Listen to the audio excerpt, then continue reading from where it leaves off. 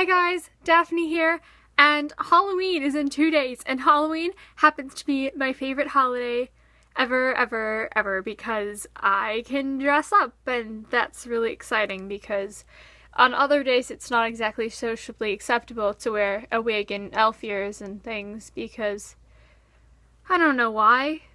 I don't know, society's weird. So this year I'm going to be dressing up as Sophie from Howl's Moving Castle.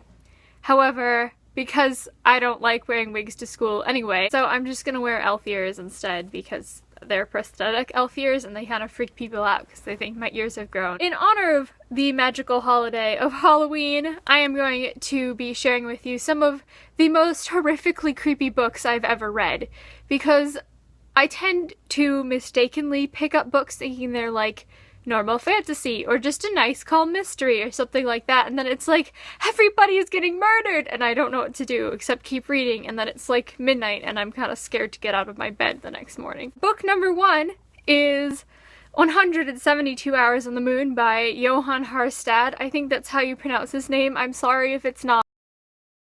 172 Hours on the Moon is set in a slightly futuristic Earth where there's a contest for teenagers, and they're gonna pick some teenagers who are going to be trained and then sent to the moon. And something had happened on the moon because they haven't been sending people to the moon for some reason. Like, there was a mission that went and they never came back. And so these kids went to the moon, and here I was thinking this was a nice sci-fi sort of like, oh, moon, yay, traveling in space, but it's not, this is the scariest book I have ever read. I do not suggest reading it when you're home alone or in the dark or anything like that. For like months afterwards, I couldn't look at people the same anymore. And if you've read the book, you know exactly why. I was always just like checking their eyes. Book number 2 is The Diviners by Libba Bray. And I just recently finished Lair of Dreams, and it is excellent. Diviners is set in 1920 New York, and Evie's from Ohio. She's a teenage girl. She moves there. She goes to live with her Uncle Will. But Evie has a secret, and it's that she's a diviner. She's a person who has a special sort of power. So hers is that she touches an object and she can like get flashbacks and know its story and know where it's been. And around that time, there is a serial killer on the loose, and he's murdering a bunch of people, and the police don't know who he is, so Evie decides to help, and she thinks her power can help.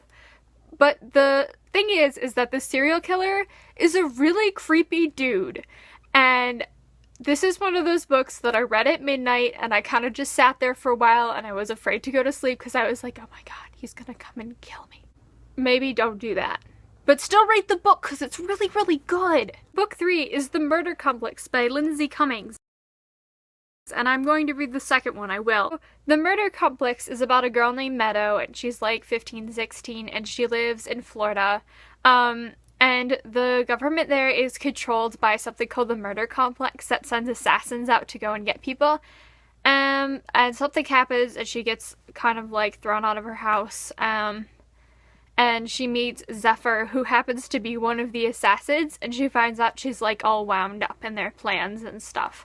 And it's just really creepy, and the Murder Complex knows much too much about Meadow. A lot of people get killed. And the final and last book that I've chosen is kind of a fun one, not so creepy so much as like really, really funny. And it's Whodunit by John Sieska. The first part is that there was this pickle factory, and there was like a party, and a bunch of authors were invited to the party, and somebody was killed. And so it's all these authors, like actual real life authors, and they've written short stories explaining their alibi and why they could not have killed this guy. And a lot of them are like laugh out loud hilarious, because this is just such a fun book to read. I really like this anthology, so I highly suggest it. So that's more of a fun mystery sort of thing. The other 3 weren't so much. And that's it for today. Comment below and tell me what you're gonna be for Halloween, because like I said, Halloween is my favorite. So I want to know what everybody's being. If you have a really creepy book suggestion that I should read on Halloween and get really spooked, tell me. I'll see you all later. Bye!